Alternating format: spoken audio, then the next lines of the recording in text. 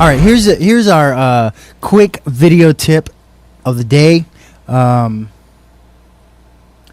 Pro. Now, I like shooting with my iPhone. I love it. Sean, you shoot with your iPhone. I just got done over the weekend shooting 3 videos with just my iPhone. I did also. And so I shot this stuff, or actually 2 videos, and we just took a lot of takes, and it seemed like a lot more. But it looked good. I took them outside, and I shot their video with a little shotgun mic that I have, and I was using a little app that we both really enjoy. Which app is that? That's Filmic Pro. And so there it is, Filmic Pro right there. And the great thing, now, why is Filmic Pro so much better than the normal app? Can you expound on that? Go over that with us real quick. There's a few things that make this app a lot better than just your normal app. Now, you have the app that comes with your phone already, the camera, and it takes not very good video. So what we use is Filmic. It's using the same camera. Shouldn't it be? What's the difference? Well, this app has a couple different buttons, as you can see. There's some things floating on the screen, and you're probably going, well, what are these things? Why? What do they do? So we're going to explain to you what they do and why it makes it such a better app. So first off, at the bottom, you'll see that you have 4 buttons. One that looks like a light, so you can turn the light on there. Sure. Why don't you bring it over my way a little bit here? Can you? All right. So anyway, so we have the flashlight there that we can turn on and off depending on our light. So and it does make it look a lot better when you have it on. So the next button you see is going to be your white balance. Now I just shot a video with this this past Sunday for a thing that we're doing, and this white balance button actually saved me a lot. Yep. It kept my my people from changing colors as I was moving the camera around. Now, what white balance is, for those that may not know, is that the camera will look for something white. For example, this little cup over here, it looks for the white in the scene, and it uses that to adjust so the colors look correct. If it didn't do that, you may have a yellow scene, you may have a blue scene, but it tries to bring white into white is what it's trying to do. Right. All right, so next we're going to show you the white balance. Now, if you're having a hard time setting your white balance, the best thing that we suggest you do is grab just a white piece of paper and kind of put it up in your shot there. And once you have that up there and it kind of gets it in focus, you just select your white balance button there, and then we can move on.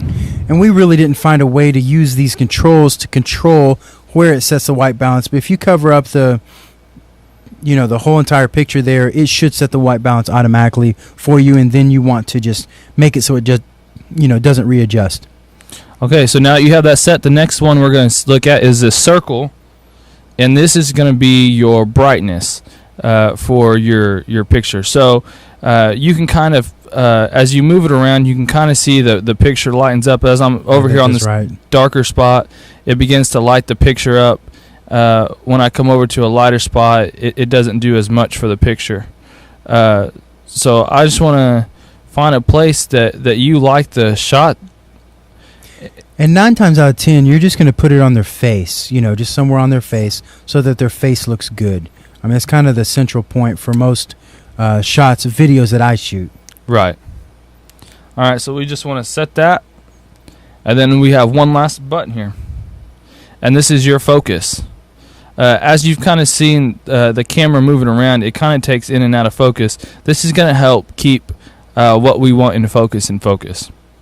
So I want that to be, Chad's face here. So as he's talking and moving, I want him to be the main focus. So I'm just going to set that there.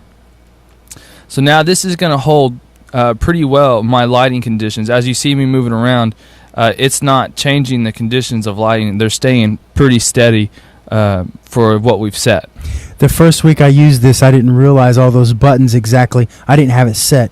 And through the course of my pastor talking, I'm telling you, the camera must have changed 20 times. Yeah. Did that happen to you too? Yeah. Yeah, so that happened to everybody here. But if you'll set those things, man, it's going to make life so much easier. Is there anything else that you use on this app? There's one other thing that doesn't show up on this app when you initially start it, and it's the audio bar that's there on the right-hand side of the screen. And if you'll just go to your settings, which is that cog looking icon. it brings up your settings, and you can change a few things in here as you look around, and just make sure that audio meter is on. That'll kind of help you make sure that your audio is going to come out pretty good. All right. We'll play around with those settings there. We're not going to go over every detail and just take a look at it. Well, that's what we use to record every week. Now, this is not a theory. This is actually what we use to record every week, and we've replaced our cameras here at the church with this. The only thing that you're not going to get feature-wise with this app and with your iPhone or your iPod Touch is the ability to zoom, but we are working on that. We've got an episode coming up, if I can get a hold of the right equipment, and we'll show you how to add the zoom feature so you can zoom across a room or across the, across the road or something like that with your iPhone. Very, very cool stuff. All right, if you like these tutorials, if they are helpful, do two things. Let a friend know, and then let us know. Just send us a little email on our site at howchurchmediaworks.com. If you want more in-depth tutorials than what we presented here, you can check out our tutorials on howchurchmediaworks.com. We'll even give you access as a trial access for $7 for 7 days. Take advantage of that. Talk to you later. Thanks for watching this video tip from How Church Media Works.